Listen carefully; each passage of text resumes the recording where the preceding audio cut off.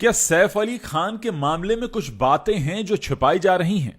क्योंकि जब सैफ को चोट लगने का समय 2:30 का है, तो फिर उनको अस्पताल में भर्ती कराने का समय 4:11 कैसे बताया जा रहा है? क्योंकि सैफ के घर से अगर अस्पताल की दूरी देखी जाए तो वो सिर्फ 10 मिनट की है। क्या सैफ को चोट लगने के बाद किसी चीज का इंतजार कराया गया? जब उनको अस्पताल में अफसर जैदी ने भर्ती कराया तो ये अफसर जैदी इतनी रात को सैफ के घर कैसे आए? क्योंकि वो सैफ के घर में तो रहते नहीं है।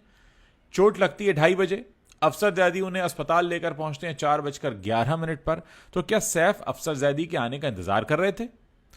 रात 2:30 से लेकर सुबह 4:10 के बीच क्या क्या हो रहा था? ऐसे कई सवाल इस समय तैर रहे हैं और इन सवालों का जवाब किसी के पास नहीं है।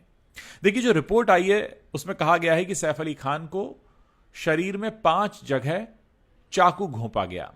उनको पीठ में, कलाई पर, गर्दन, कंधे और कोहनी पर चोटें लगी थीं।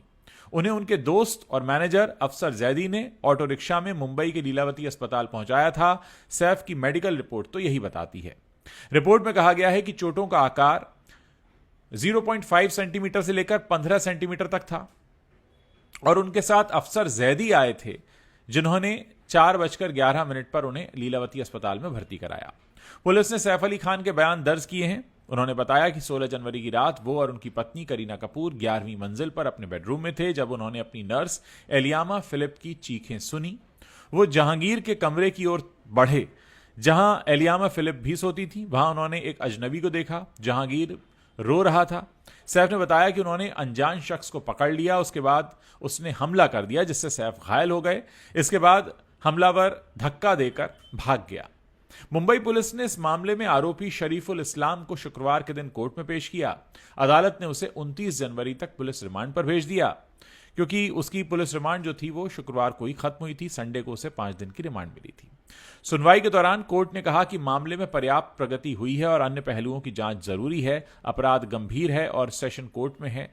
आरोपी की बेगुनाही का पता लगाने के लिए भी ऐसी जांच जरूरी है, इसलिए सब कुछ परख कर देखा जाएगा। पुलिस को पहली बार भी 5 दिन की रिमांड मिली थी, उसके बाद ये एक्सटेंड हो गई है। कई सारे गवाहों के बयान पहले भी दर्ज हुए थे। पुलिस जूते बरामद करने की बात भी कह रही है, जबकि आरोपी के घर से पहले ही सब कुछ ले लिया गया है। सीसीटीवी फुटेज में भी बहुत सारे सबूत पुलिस के हाथ लगे हैं।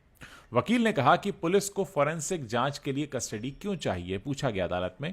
क्योंकि पूरी बिल्डिंग में सीसीटीवी नहीं है, सिर्फ 6ठी मंजिल पर है और जो वीडियो सामने आई है उसमें दिख रहा चेहरा इस आरोपी से नहीं मिलता। यह बहस भी हुई।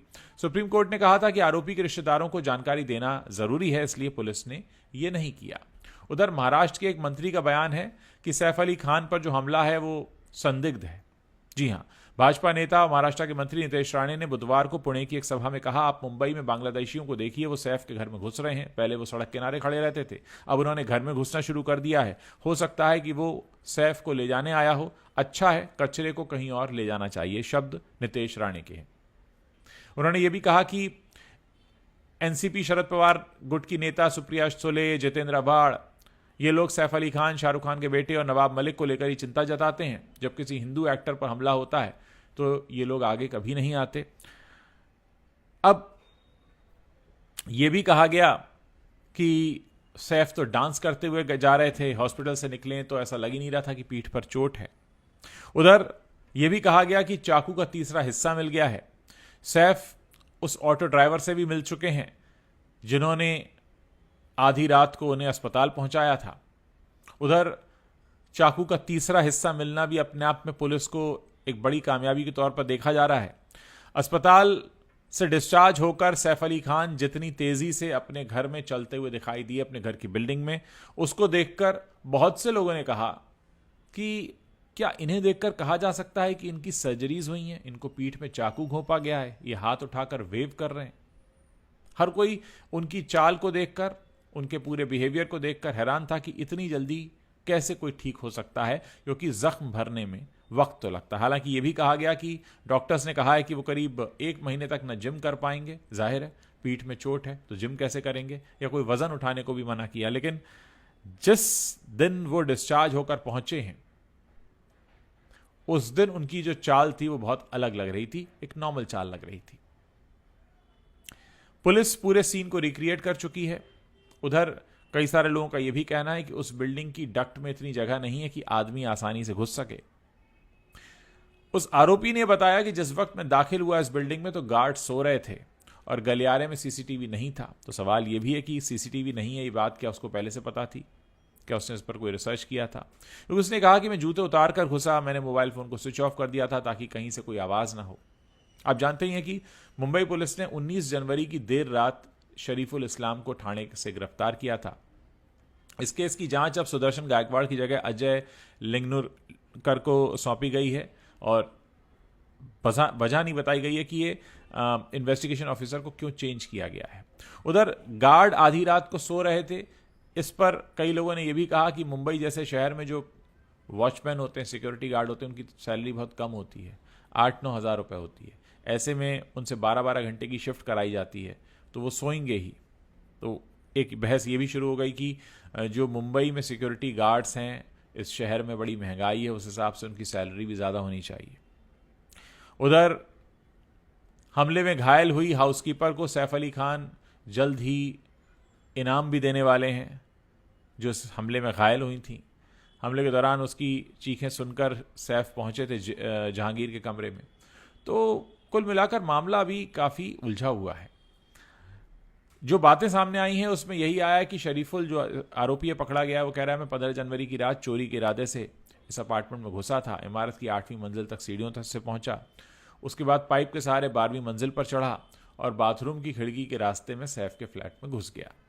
इसने यह भी बताया कि इमारत के कई फ्लैट के मैंने डक्ट्स चेक किए थे, सारे डक्ट सील थे, सिर्फ सैफ अली खान के घर का ही जो डक्ट था वो खुला हुआ था, इसलिए मैं इनके घर में दाखिल हुआ।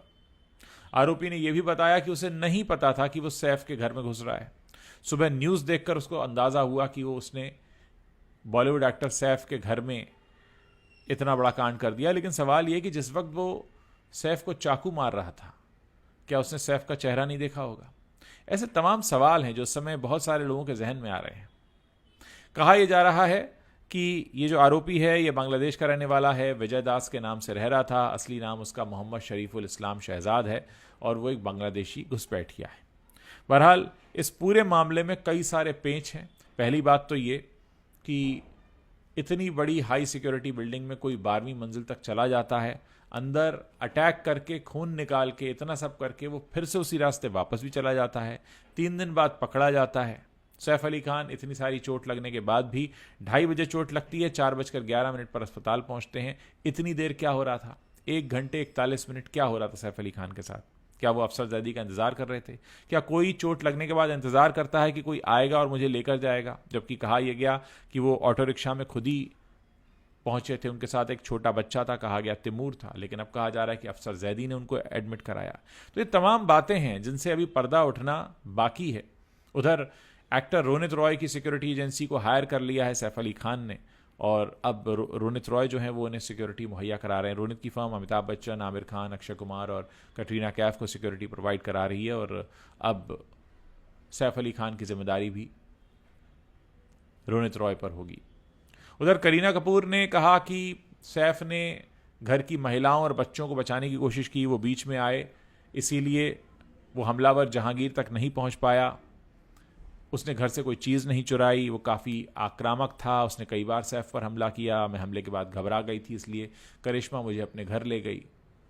बाथरूम के पास एक परछाई दिखी थी, आर्यामा फिलिप जो सैफ की मेड है, और उन्हें ऐसा लगा कि करीना शायद अपने छोटे बेटे को देखने आई होंगी, लेकिन तभी उन्हें एक शख्स दिखा।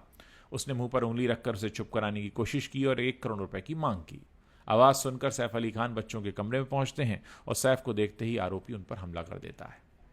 उधर जो ऑटो ड्राइवर है उसने कहा कि मैं रात में गाड़ी चला रहा था, सदगुरु बिल्डिंग के सामने से किसी ने आवाज़ लगाई, मैंने ऑटो के पास गेट रोका, गेट के पास ऑटो रोका, खून से लथपथ एक आदमी गेट से बाहर निकला, शरीर के ऊपर के हिस्से में उसके पीठ पर गहरा जख्म था, गर्दन पर चोट लगी थी, मैंने उसे तुरंत रिक्शे में बैठाकर अस्पताल पहुंचाया।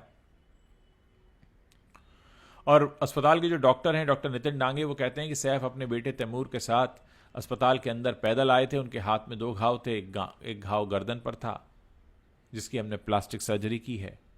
तो अफसरजैदी का नाम तो अब आ रहा है। 2:30 बजे चोट, 4:11 पर अस्पताल में भर्ती, पहले कहा गया तैमूर के साथ गए, अब कहा जा रहा है अफसर जैदी साथ में थे, करिश्मा उनके साथ नहीं जाती हैं, करिश्मा अपनी बहन के घर चली जाती हैं। इतना बड़ा कांड होता है 2:30 बजे, और 2:30 से 4:30 के बीच में क्या होता है, 2:30 से 4:10 या 11 के बीच क्या होता है कोई नहीं जानता। ये तमाम चीज़ें जिनके सच अभी सामने आने बाकी हैं।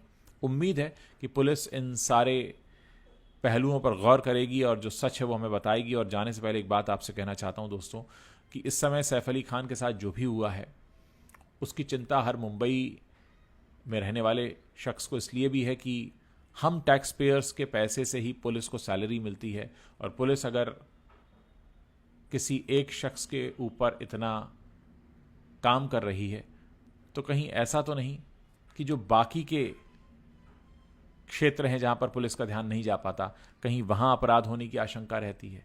तो उम्मीद है कि इतना सारा जो हुआ है अभी तक पूरा ऑपरेशन इस पूरे मामले में, उसमें पूरा सच निकल कर जरूर आए। बहुत सारे पॉलिटिशियंस हैं, तमाम तरह के बयान दे रहे हैं, तमाम तरह की बातें हो रही हैं, लेकिन जो मुख्य बात है वो अपनी जगह पर है कि पूरा सच अभी तक सामने आया नहीं है और कई सारे सवाल हैं जो आंखों के सामने तैर रहे हैं। आपको क्या लगता है? आप इस पर अपनी जो राय रखते हैं वो मेरे वीडियो के नीचे कमेंट सेक्शन है, उसमें लिखना मत भूलिएगा। मैं आपके कमेंट्स पढ़ने की प्रतीक्षा कर रहा हूं। और हाँ, अगर वीडियो समझ में आया हो, अच्छा लगा हो, तो इसे आप अपने दोस्तों के साथ शेयर भी कर सकते हैं।